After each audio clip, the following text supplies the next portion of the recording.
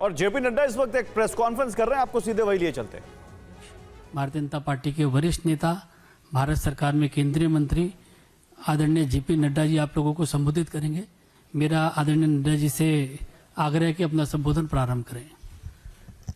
मित्रों, ये जो स्टूडेंट्स की डिमांड है, जिस विषय पर उन्होंने मुद्दे उठाए हैं पेपर लीक का, सबसे पहले तो मेरा आग्रह है कि हमें इसका राजनीतिकरण नहीं करना चाहिए और इसमें से राजनीतिक लाभ लेना उचित नहीं है।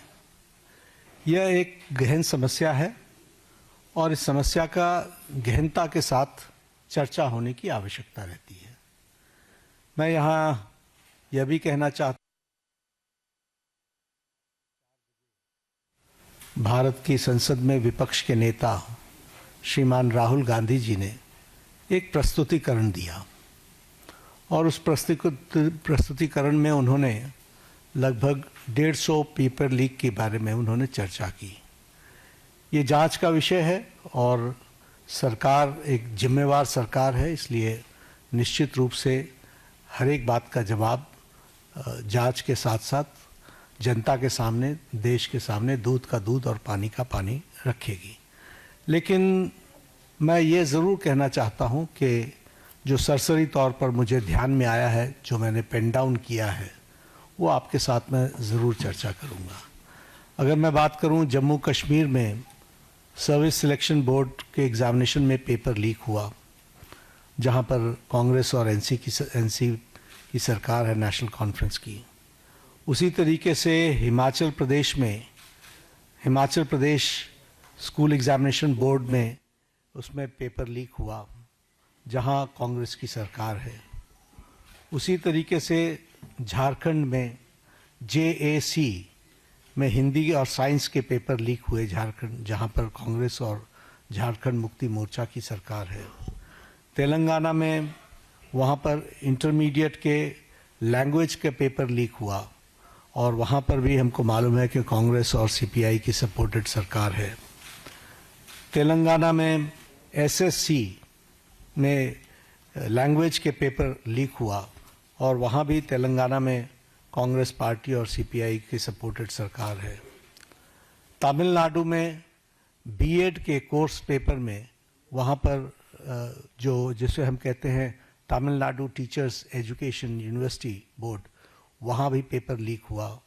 वहाँ भी उस समय विपक्ष की सरकार थी। वेस्ट बंगाल में पुलिस कांस्टेबल का रिक्रूटमेंट एग्ज़ाम पेपर लीक हुआ, वहाँ उस समय TMC की सरकार थी। पंजाब में Punjab subordinate service selection board, इसमें ग्रुप B के एग्ज़ामिनेशन में इसमें भी पेपर लीक हुआ और मैल प्रैक्टिसेस भी हुए हैं। उसी तरीके से केरला में स्टेट में PSC के 26 एग्ज़ाम पेपर में इरेगुलरिटीज़ हुई हैं। कर्नाटक में जहाँ पर कांग्रेस की सरकार है, वहाँ भी प्रेपरेटरी बोर्ड एग्ज़ाम में पेपर लीक हुआ, PUC के पेपर में लीक हुआ। तो इस तरीके से मेरे को तो ये कुछ नाम मैंने लिए हैं अभी। ये इसकी बहुत लंबी फेयर लिस्ट है जिसके बारे में हम चर्चा चाहेंगे कि जब चर्चा हो। लेकिन मैं पूछना चाहूँगा विपक्ष के नेता से, राहुल गांधी जी से, कि आप सिलेक्टिव क्यों हैं? Why are you so selective? आपने UPA की और UPA के सपोर्टेड सरकारों को, जिसे हम इंडी गठबंधन कहते हैं, इंडी अलायंस कहते हैं, उनकी गवर्नमेंट्स के बारे में आपने क्यों नहीं चर्चा की? क्यों आपने अपने आप को उससे अलग रखा? यह स्पष्ट बताता है कि आपका उद्देश्य छात्रों का हित नहीं है। आपका उद्देश्य एजुकेशन में बढ़ोतरी हो, एजुकेशन की क्वालिटी में बढ़ोतरी हो, स्टूडेंट्स को जस्टिस मिले, इसमें आपका इंटरेस्ट नहीं है। आप स्टूडेंट्स के विषयों को, डिमांड्स को लेकर के आप पॉलिटिकल माइलेज लेना चाहते हैं, राजनीतिक रोटियां सेकना चाहते हैं, जो कि दुर्भाग्यपूर्ण है। लेकिन मैं इस मोड़ पर एक बात जरूर कहना चाहूंगा कि यह समय ये नहीं है कि हमारी सरकारें, आपकी सरकारें, तुम्हारी सरकारें इस तरीके से हम इन चीज़ों को विभाजित करें। ये एक गंभीर मसला है और जैसा मैंने आपके सामने कुछ नाम गिनाए, ये बड़ी लंबी लिस्ट है जिसमें यूपीए की सरकारें इन्वॉल्व हैं जहां पेपर लीक हुआ है। लेकिन हम आरोप प्रत्यारोप से बाहर निकल करके हमें इस पर चर्चा करनी चाहिए और चर्चा करने का जो सबसे अच्छा माध्यम है वो है सदन, वो है पार्लियामेंट। और हम चर्चा के लिए तैयार हैं। गहन चर्चा हो, गहन चर्चा के माध्यम से इसकी बारीकियों में हम जाएं। What are the factors which are leading to for paper leak, who are the people involve and how the central government has responded. हमने किस तरीके से, जब हमारे ध्यान में कोई पेपर लीक आया है तो हमने किस तरीके से इसको एड्रेस किया है और बाकी सरकारों को भी किस तरीके से इसमें एड्रेस करना चाहिए। क्या बिंदु हैं जिसके बारे में हमको गहराई से चिंतन करके उसका कोई रास्ता निकालना चाहिए ताकि हमारे छात्रों के साथ जो करोड़ों में हैं उनके साथ अन्याय न हो।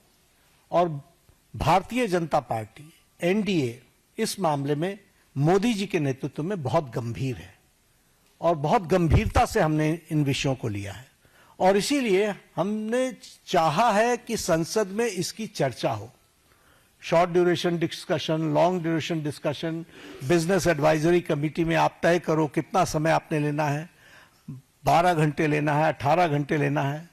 राज्यसभा में मैं लीडर ऑफ द हाउस के नाते मैंने हमेशा इस बात को माना है कि जो विपक्ष जितने आवर्स तय करे हम चर्चा के लिए तैयार हैं।